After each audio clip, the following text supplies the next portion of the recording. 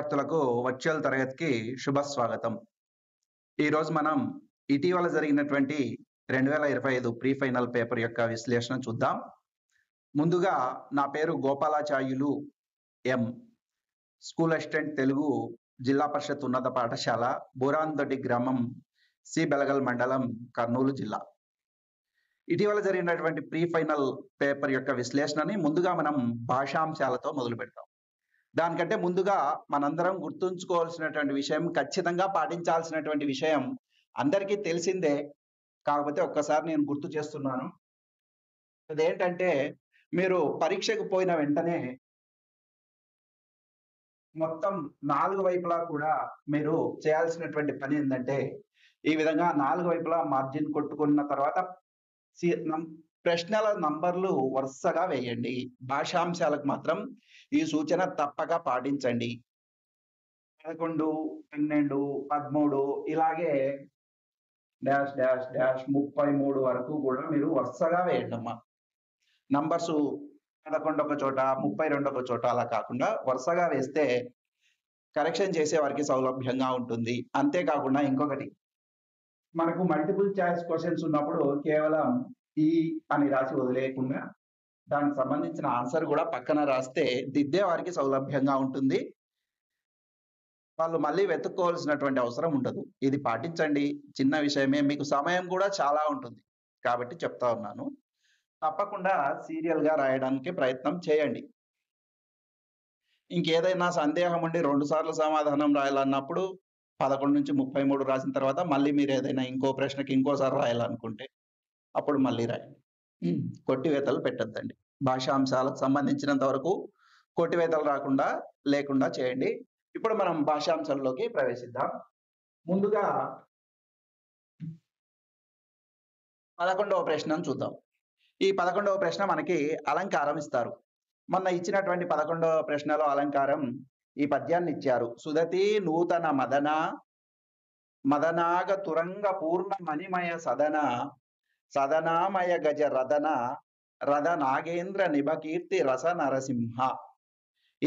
దీనికి సమాధానం ముక్తపద గ్రస్త అలంకారం. ముక్తపద గ్రస్త అలంకారం అంటే, ముక్త అంటే వదిలినటువంటి పదాన్ని గ్రహించడం, అంటే చివరి పదం మొదటి పదంగా రావడం. ఉదాహరణకు చూద్దాం. ఇక్కడ చివరి పదం ఏముంది? మదన అనేటటువంటిది ఇక్కడ చివరి పదం ఉంది. ఈ మదన అనేటటువంటి పదం మనకు ఇక్కడ మొదటి పదం అయింది. నేను అన్నం తిన్నాను, తిని నిద్రపోయాను, అది కూడా ముక్త పద గ్రస్తాలంకారం. నేను పాఠశాలకు వచ్చాను, వచ్చి పుస్తకం చదివాను, చదివి పరీక్ష రాశాను, రాసి పాస్ అయ్యాను. ఇలా మనం గద్యంలో కూడా ముక్తపద గ్రస్త అలంకారాన్ని చెప్పచ్చు. పద్యానికి సంబంధించినటువంటి ముక్తపద గ్రస్త అలంకారం మనకు పేజ్ నంబర్ 148లో ఈ ఒక్క పద్యమే ఉంది. దీన్ని ఖచ్చితంగా అందరూ గుర్తుపెట్టుకోండి. చాలా ముఖ్యమైనటువంటి పద్యం. ఇది కాకుండా మనకి ఇంకా SCERT పేపర్స్ 3 ఉన్నాయి. ఆ మూడింటిలో కూడా చాలా సగానికి పైగా ప్రీ ఫైనల్లో వచ్చాయి. ఇంకా 2 వేరే ప్రశ్నలు ఇచ్చారు. అవేంటో చూద్దాం. ఇది కూడా ఒక వాక్యాన్ని ఇచ్చారు. గుసలతో కొమ్మపై నివసించి ముక్కులానించు లకుముకు పిట్ట దంపతులు. చూడండి, పై వాక్యంలో అలంకారాన్ని గుర్తించి వాక్య రూపంలో రాయండి. కేవలం అలంకారం పేరు రాసినా మీకు 2 మార్కులు వస్తాయి. లక్షణం తెలిస్తే రాయండి. ఇది స్వభావాన్ని ఉండేది ఉన్నట్లు వర్ణించారు కాబట్టి ఇది స్వభావోక్తి అలంకారం. జాతి గుణ క్రియాదుల చేత దాని స్వభావాన్ని రమణీయంగా వర్ణించిన ఎడల దాన్ని స్వభావోక్తి అలంకారం అంటారు. సరే, ఇంకా ఒక ప్రశ్న ఉంది మనకు SCERT పేపర్, అంటే ప్రీ ఫైనలే కాకుండా ప్రీ ఫైనల్లో ఇచ్చిన 11వ ప్రశ్న ఇది. SCERT పేపర్లో ఇచ్చినటువంటి మోడల్ పేపర్స్ 3 ఇచ్చిన ఒక ప్రశ్న ఇది. ఇంకొక ప్రశ్న ఏందో చూద్దాం.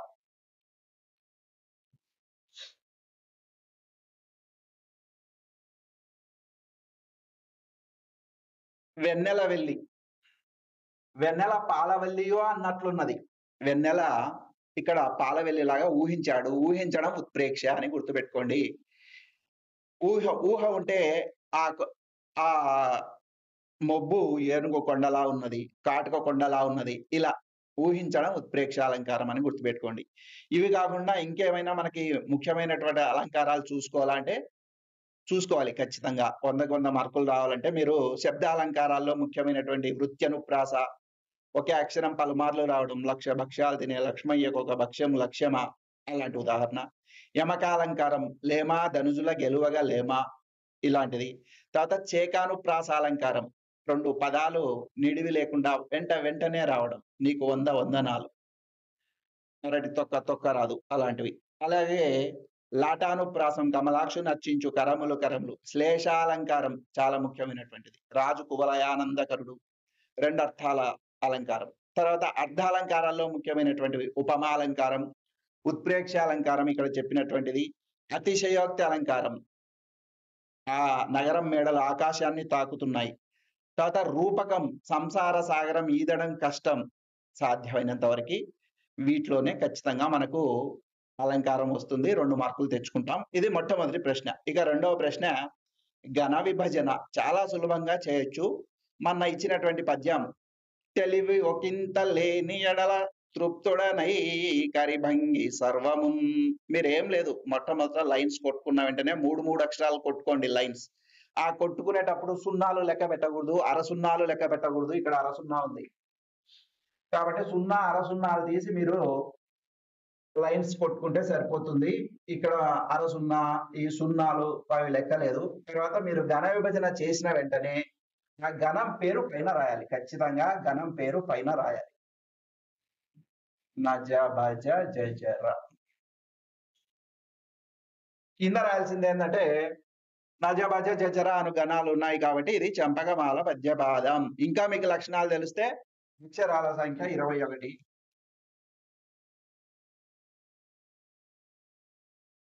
అయితే స్థానం 11 అని రాయొచ్చు. ఇది రాయకపోయినా నష్టం లేదు. అట్లే యతి స్థానం కింద గీత కొట్టండి. 3 3 9 11.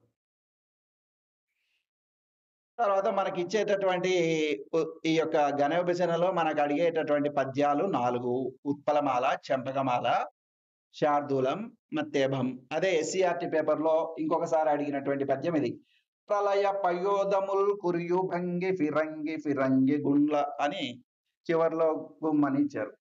ఇది కూడా నజబజ జజర చంపకమాలను. కాబట్టి ఏది ఇచ్చినా సరే మీరు మొట్టమొదటి ఘనం ఏదో కనుక్కొని మొత్తం అక్షరాలు కనుక్కోగలిగితే సరిపోతుంది. అదే విధంగా మీరు చాలా మందికి తెలుసు ఉత్పలమాలకి భరణభ వరవ ఇలా గుర్తుపెట్టుకోండి. చంద్రమాల నజబజ జజర శార్దూలం మిసజస తెటగ మత్తేభం సబరణమయవ ఏదన్నా గుర్తుపెట్టుకోండి. ఉమా భారతి అలా గుడ్డి గుర్తుపెట్టుకోండి. మీకు పరీక్షలో ఇబ్బంది రాదు. చంద్రిక నల్లగా ఉంది. శ్యామ మత్తెక్కిన ఏనుగు మత్త ఇభం ఇభం అంటే ఏనుగు మత్తెక్కిన ఏనుగు సభలోకి వచ్చింది. అలా గుర్తు పెట్టుకోండి. చాలా ఈజీగా గుర్తుంటుంది. మొట్టమొదటి ఘనం కరెక్ట్ గా పెట్టగలిగితే మీకు 2 మార్కులు వచ్చినట్లే. అది గిన నగనం అయితే చెప్పకమాల, అది గిన భగనం అయితే గురువు లఘు లఘు అయితే గిన ఉత్పలమాల, ఒకవేళ 3 గురువులు ఉంటే మాత్రం శార్దూలం, ఒకవేళ లఘువు లఘువు గురువు వస్తే మాత్రం అది మత్తేభం. ఈ ఉత్పలమాలకి మత్తేభానికి 20 అక్షరాలు ఉంటాయి. ఇక్కడ 21 అక్షరాలు ఉంటాయి. ఇక్కడ 19 అక్షరాలు ఉంటాయి. ఈ విధంగా మీరు సులభంగా ఇక్కడ 2 మార్కులు తెచ్చుకోవడానికి అవకాశం ఉన్నాయి. గణాల పేర్లు రాయాలి. అది ఏ పద్యమో రాయాలి. ఈ లఘువులు గురువులు గుర్తించాలి. గణాల పేర్లు కూడా రాయాలి. తర్వాత ప్రశ్నకు వెళ్దామమ్మా. Very good. ఎస్సీఆర్టీ పేపర్లో ఇచ్చినటువంటి ఇంకొక పద్యం. ఇది కూడా ఘన విభజన చేయమన్నారు. యూరపు దేశమెక్కడల హూన కిరాట పులిందులేడ అనేది ఉంది. దీన్ని మనము యూరప్ ఉన్నటువంటి ఈ యొక్క మొట్టమొదటి తెలిసిపోతా ఉంది. మనకు ఇక్కడ గురువు లఘువు లఘు వస్తా ఉంది కనుక మనము దీనిని భరణభ భరవ ఉత్పలమాల వచ్చేసింది. అదే విధంగా ఇంకొక పద్యం ఇచ్చాడు. ఇవి ఎస్సీఆర్టీ పేపర్స్ చాలా ముఖ్యమైనటువంటివి. ఈ ఎస్సీఆర్టీ పేపర్స్ 3 గిన మీరు థరోగా మొత్తం ఆన్సర్ చేయగలిగితే మీకు 60 మార్కులు ఖచ్చితంగా వచ్చే అవకాశం ఉంది. నేతి ప్రౌఢ విహారులైన నిపుణులు నిందింపని మెచ్చని. ఇక్కడ కూడా మనకు మొట్టమొదటి గణాన్ని చూసిన వెంటనే తెలిసిపోతా ఉంది. ఇది మనకు ఏ పద్యమో 3 కొట్టుకున్నామంటే మనకు మసజస తతగా అనేటటువంటి గణాలు ఉన్నాయి కాబట్టి ఇది శార్దూలం. చివర్లో ఒక్క అక్షరమే మిగులుతుంది. గురువు మొత్తం 19 అక్షరాలు ఉంటాయి. తర్వాత 13వది యతిస్థానం. 13 అక్షరం కింద గీత కొట్టండి. 1, 2, 3 3 4 12. తర్వాతి అక్షరం 1, 2, 3, 4. ఇది 13 అక్షరం కింద యతిస్థానం అని గుర్తిస్తే మంచిది. మీకు పద్యం పేరు గణాల పేర్లు రాసినా కూడా 2 మార్క్స్ వచ్చేస్తాయి. ఇది అలంకారాలు ఛందస్సుకు సంబంధించి. ఇప్పుడు 13వ ప్రశ్నకు వెళ్దాం. మీరంతా సిద్ధంగా ఉన్నారు కదా. ఇక్కడ నుంచి మనకు భాషాంశాలు మొదలవుతున్నాయి. సరే, అర్థాలు. మొట్టమొదటి అర్థాలు. ఇక్కడ గీత గీసిన పదానికి అర్థం అడుగుతున్నారు. గీత ఏ పదం కింద గీశారు అనేటటువంటిది చూసిన వెంటనే మనకు అర్థమవుతుంది. బీజం. సరే, బీజం అనేది మీకు అర్థం కాలేదనుకో అప్పుడు వాక్యం చదువుకోండి. మంచి ప్రవర్తనకు చిన్నతనంలోనే బీజం పడాలి. కాబట్టి అర్థమైపోయింది. బీజం అంటే విత్తనం. చాలా సులభమైనటువంటి పదం. నెక్స్ట్ పెద్ద. చూడండి, 13లో చిన్న, 13లో పెద్ద. 2 క్వశ్చన్ నంబర్స్ ఖచ్చితంగా వేయండి. చాలా మంది సమాధానం రాస్తున్నారు, క్వశ్చన్ నంబర్ వేయండి. 13లో పెద్ద అంధకారం కింద గీశారు. 4 సమాధానాలు కూడా ఇచ్చారు. మబ్బు, నక్షత్రం, చీకటి, రాత్రి అని.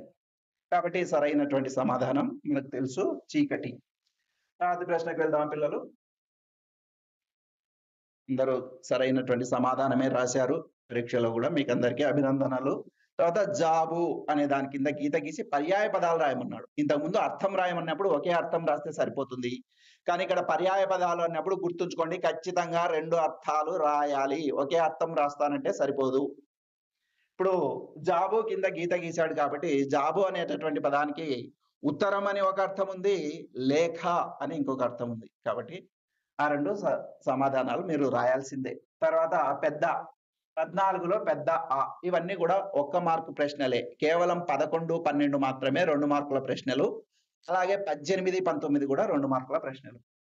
ఇక్కడ మేను అనే పదం కింద అండర్లైన్ గీత గీశారు కాబట్టి దానికి సమాధానాలు ఒకసారి 4 చదువుకోండి, దగ్గరే ఉంటాయి. కానీ సరైన సమాధానం మనకు తెలిస్తే శరీరం, దేహం. ఇది మేను అనేటటువంటి పదానికి అర్థం.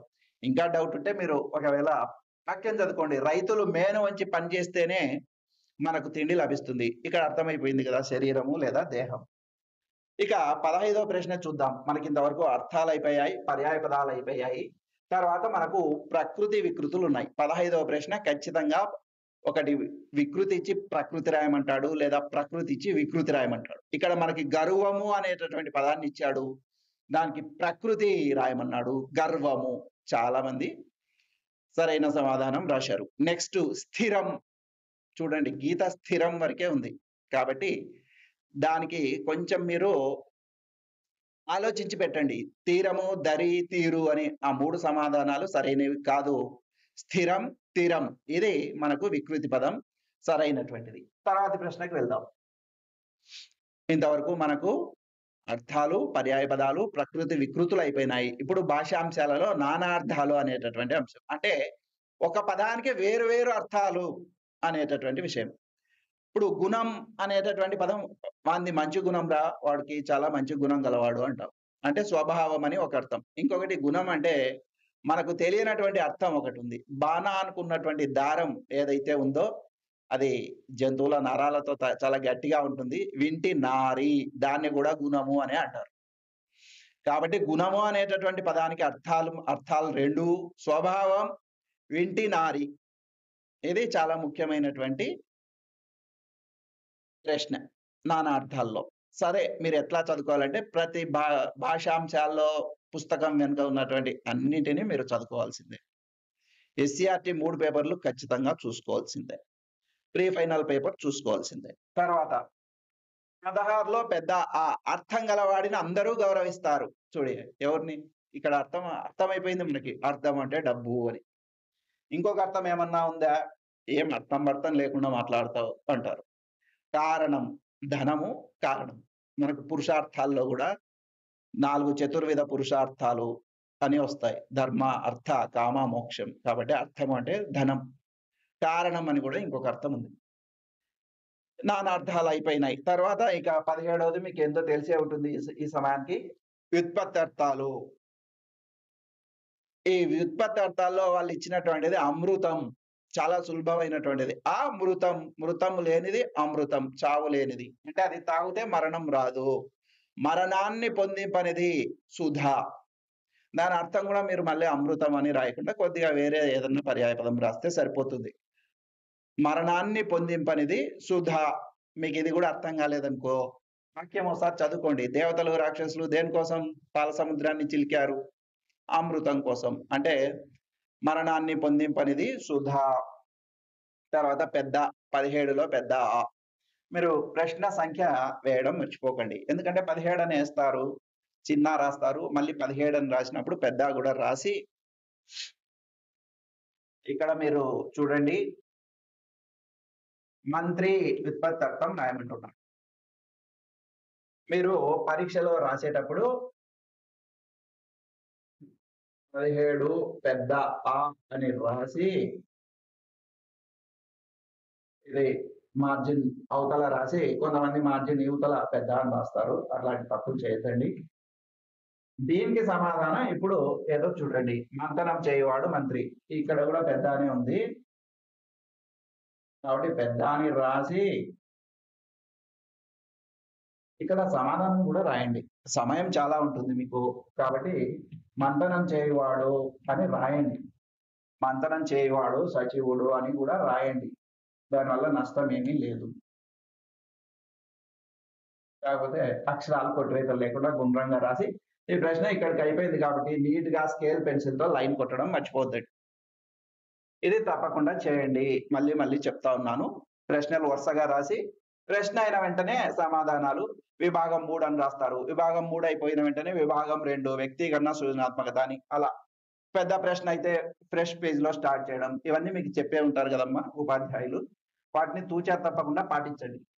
తర్వాత ఇక 18వ ప్రశ్న. ఇక్కడ చూడండి. మంత్రి అంటే మనకు ఉపాధ్యాయుడు కాదు. మంత్రి అంటే శివుడు కాదు, పరిశుద్ధుడు కాదు. ఈడ మంతనం చేయువాడు మంత్రి. ఆలోచన చెప్పేవాడు మంత్రి. ఆయనకి ఇంకో పేరు సచివుడు అని కూడా. 18వ ప్రశ్న చూద్దాం. ఇక్కడ 18, 19 ప్రశ్నలు ఇప్పుడు చాలా సులభం. ఒకప్పుడు కష్టంగా ఉండేవి కానీ ఇప్పుడు వాళ్ళే వాక్యం ఇస్తున్నారు. మనం కేవలం గుర్తించగలిగితే చాలు 2 మార్కులు వస్తాయి. వాక్యం అంటే మనకు తెలుసు. కర్త, కర్మ, క్రియ తప్ప ఇంకేముండవు. శ్రీపాద సుబ్రహ్మణ్య శాస్త్రి అది పేరు, అది కర్త. కాబట్టి అది జాతీయం కాదు. చేయి తిరిగిన కథా రచయిత, కథా రచయిత కూడా జాతీయం కాదు. కాబట్టి చేయి తిరిగిన అనేది మాత్రమే జాతీయం. ఇది సులభంగా మనం గుర్తించగలగచ్చు. ఇక 19 ఇది గుర్తిస్తే చాలు మీకు. అది రాస్తే చాలు. చేయి తిరిగిన స్పెల్లింగ్ తప్పులు లేకుండా, అక్షర దోషాలు లేకుండా రాయండి. చేయి తిరిగిన అంటే చేకు దీర్ఘం ఇవ్వకుండా ఇట్లాంటి పనులు చేస్తే మాత్రం బాగుండదు. ఎందుకంటే చూసి రాసేదే కాబట్టి. 19వ ప్రశ్న చూద్దాం. ఇక్కడ మాత్రం మీరు జాతీయం వాళ్ళే ఇస్తారు. అది ఎప్పుడు వాడతారు, ఏ సందర్భంలో వాడతారు అనేటటువంటిది రాయాలి. ఉదాహరణకి శ్రీరామ రక్ష, సుగ్రీవాజ్ఞ ఇలాంటి జాతీయాలు మనకు టెక్స్ట్ బుక్ లో ఏ పేజెస్ లో ఉన్నాయో కూడా చూద్దాం తర్వాత. ముందుగా వీళ్ళు ఇచ్చినటువంటిది జాతీయం. శ్రీరామ రక్ష అంటే ఆపద భయం లేకుండా రక్షణ కల్పించడం. ఏ ఆపద భయం లేకుండా రక్షణ కల్పించడం అనే సందర్భంలో ఈ జాతీయాన్ని ఉపయోగిస్తారు. మీకు గుర్తు రాలేదు, ఏదో ఒకటి రాయాలనుకుంటే చిరకాల రక్ష, మనల్ని ఎప్పుడూ రక్షించేది అనే సందర్భంలో వాడతారు. తల్లి దీవెనలో బిడ్డకు శ్రీరామ రక్ష అంటాం కదా, అలా. అంటే ఎల్లప్పుడూ కాపాడేది అనే అర్థంలో వాడతారు. ఏ ఆపద భయం లేకుండా రక్షణ కల్పించడం అనేటటువంటి అర్థంలో వాడతారు. ఇవి కాకుండా మనకు రామాయణంలో కొన్ని జాతీయాలు ఉన్నాయి 191వ పేజీలో. అంతేకాకుండా చాలా పాఠాలలో జాతీయాలు ఇచ్చారు టెక్స్ట్ బుక్ లో. పాఠాలలో, టెక్స్ట్ బుక్ పాఠాలలో ఉపవాచకం కాకుండా. ఉదాహరణకి page number 22, page number 47, page number 61 వాటిల్లో ఇచ్చినటువంటి జాతీయాలు ఖచ్చితంగా మీరు చూసుకోవాలి. తర్వాత 20వ ప్రశ్న చూద్దాం. ఇక్కడ వ్యాకరణాంశాలు. ఇక్కడ మనకు SCERT పేపర్ లో ఇచ్చినటువంటి జాతీయాలు ఏంటో చూద్దాం. కథలంటే పిల్లలు చెవి కోసుకుంటారు. ఇది కూడా సులభంగా తెలుసుకోవచ్చు మనం, చెవి కోసుకుంటారు. మనసులో ముల్లు ఎప్పుడు వాడతాం ఇది మనం? మనసులో విపరీతమైనటువంటి బాధను దాచుకోను అనేటటువంటి అర్థం. అదే విధంగా మా నాన్న మాట నాకు సుగ్రీవాజ్ఞ. చూడండి, ఇందాక చెప్పినటువంటి సుగ్రీవాజ్ఞ అనేది మనకు ఎస్సీఆర్‌టీ మోడల్ పేపర్‌లో ఇచ్చారు. తిరుగులేని ఆజ్ఞ అని కూడా దాని అర్థం. మా నాన్న మాట నాకు సుగ్రీవాజ్ఞ అది జాతీయం. సుగ్రీవాజ్ఞ అనేది జాతీయం. కళ్ళు కాయలు కాచు ఎప్పుడు వాడతారు? ఏ సందర్భంలో వాడతారంటే, ఎదురు చూసి అలసిపో అనేటటువంటి సందర్భంలో ఈ జాతీయాన్ని వాడతారు. ఇవి కాకుండా మీరు పుస్తకంలో వెనుక ఉన్నటువంటి జాతీయాలని ఒకసారి చూసుకోండి. రామాయణం వెనుక ఉన్నటువంటి 191 పేజీలో ఉన్నటువంటి జాతీయాలు కూడా చూసుకోండి. తర్వాత 20వ ప్రశ్న మనకు సంధులు. వాడే 2 పదాలు ఇచ్చి కలిపి రాయమంటున్నాడు 21వ ప్రశ్నలో. 20వ ప్రశ్నలో దీపాలు కింద గీత గీసి విడదీయమన్నాడు. విడదీస్తే చాలు, కేవలం మీరు 20వ నంబర్ ఏసి దీపము ప్లస్ లు అని రాస్తే చాలు.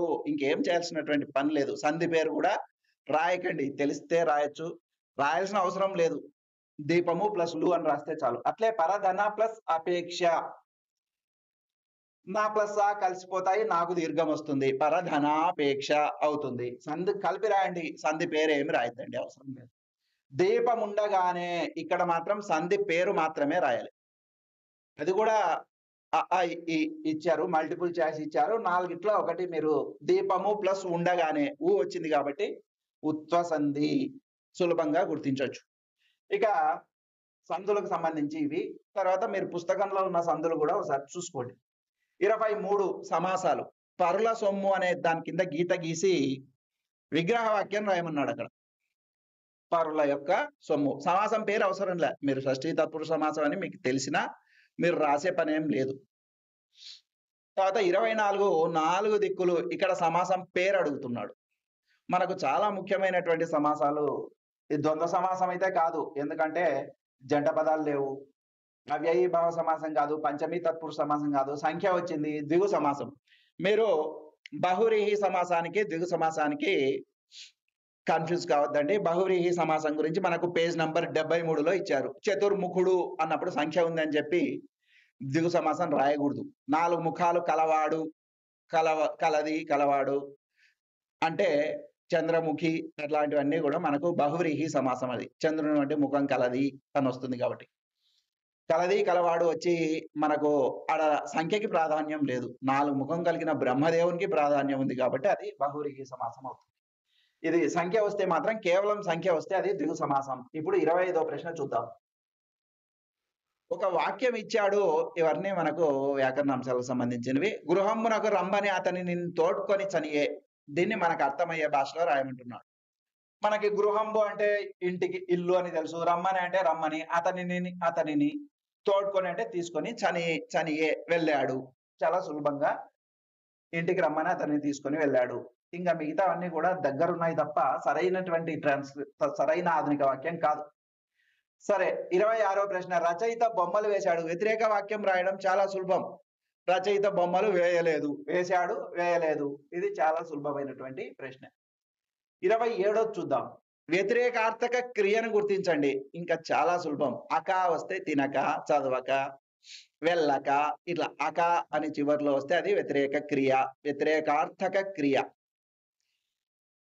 తిని అనేది వ్యతిరేకం కాదు, తింటూ అని కాదు, తింటే ఇవేవి కాదు, తినక అనేదే కరెక్ట్. నెక్స్ట్ 28వ ప్రశ్న. 2 వాక్యాలు ఇచ్చి కలిపి రాయమన్నాడు. ఆమె పాపకు చేయూతనిచ్చింది, ఆమె పాపను చక్కగా పెంచింది. 2 కలిపి సంశిష్ట వాక్యం రాస్తే మనకు ఆమె పాపకు చేయూతనిచ్చి చక్కగా పెంచింది.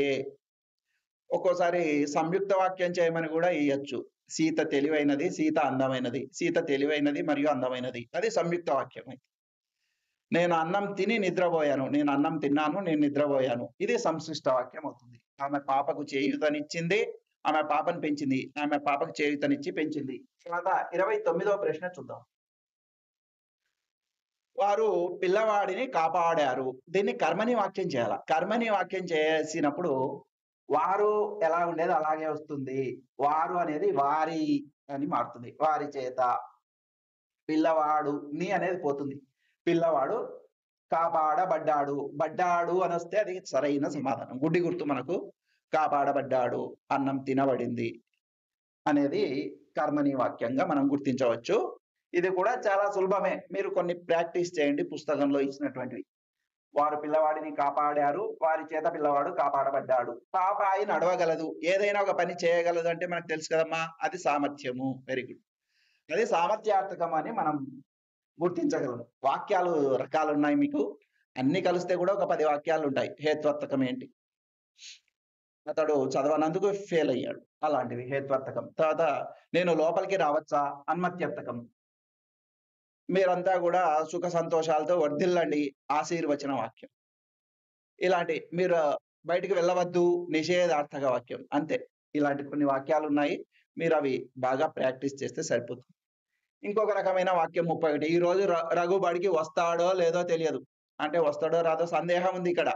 కాబట్టి సందేహార్థక వాక్యం. సందేహం అంటే అనుమానం. అనుమాన వాక్యం అని రాస్తున్నారు. తప్పది. సందేహార్థక వాక్యం. ఈల్లో కూడా ఇచ్చాడు కదా మనకి. ప్రశ్నార్థకం అంటే ప్రశ్న గుర్తుంటే ప్రశ్నార్థక వాక్యం గుడ్డిగా పెట్టొచ్చు. మీరు నాతో ఎందుకు వాదించాలి చూడండి. కిందనే ఉంది. ప్రశ్న గుర్తుంది. కొన్ని చోట్ల ఆశ్చర్యార్థక గుర్తుంటుంది. మనం 32వ ప్రశ్నలో చూస్తాం. ఇప్పుడు ఖచ్చితంగా మనం ఆశ్చర్యార్థకం అని సులభంగా పెట్టేయొచ్చు. కాబట్టి ఇది ఏ రకమైన వాక్యం అంటే ఇది ప్రశ్నార్థక వాక్యం. వస్తాడో రాడో సందేహం ఉంది కాబట్టి ఇది సందేహార్థక వాక్యం. ఇప్పుడు ఈ వాక్యాల్లోనే చివరి ప్రశ్న ఒకటి చూద్దాం. 33వ ప్రశ్న. ఆహా! ఈ బొమ్మ ఎంత బాగుందో. చూడండి ఇక్కడ మనకు ఈ యొక్క ఆశ్చర్యార్థక గుర్తుంది కాబట్టి ఇది ఆశ్చర్యార్థక వాక్యం అని పెట్టేయచ్చు. చూడకుండానే మీరు పెట్టేయడానికి అవకాశం ఉంది. ఆశ్చర్యార్థక గుర్తుంది కాబట్టి ఇది ఆశ్చర్యార్థక వాక్యం. ఆశీర్వర్థక వాక్యం అంటే నీవు ఉత్తీర్ణుడుగా అగుదుగాక, నీవు 100 ఏళ్ళు జీవించు. విద్యార్థకం అంటే ప్రతిరోజు మన చేసే పనులు. నేను రోజు పాఠశాలకు వెళ్తాను అలా. ఆశ్చర్యార్థకం అంటే ఆశ్చర్యపోవడం. ఓహో! ప్రశ్నార్థకం అంటే ప్రశ్న గుర్తుండేది. ఇది పిల్లలు మనం 11 నుంచి 33 ప్రశ్నలు చూసాము. ఇంకా 2 విభాగాలు మనం తర్వాత చూద్దాము. ఇప్పుడు మనకు ఈ యొక్క సౌలభ్యాన్ని, సౌకర్యాన్ని కలిగించిన ఉన్నతాధికారులందరికీ కృతజ్ఞతాంజలులు తెలియజేస్తూ మీకందరికీ కూడా పబ్లిక్ పరీక్షలో 100కు 100 మార్కులు రావాలని కోరుకుంటూ స్వస్తి, జయోస్తు, జై తెలుగు తల్లి.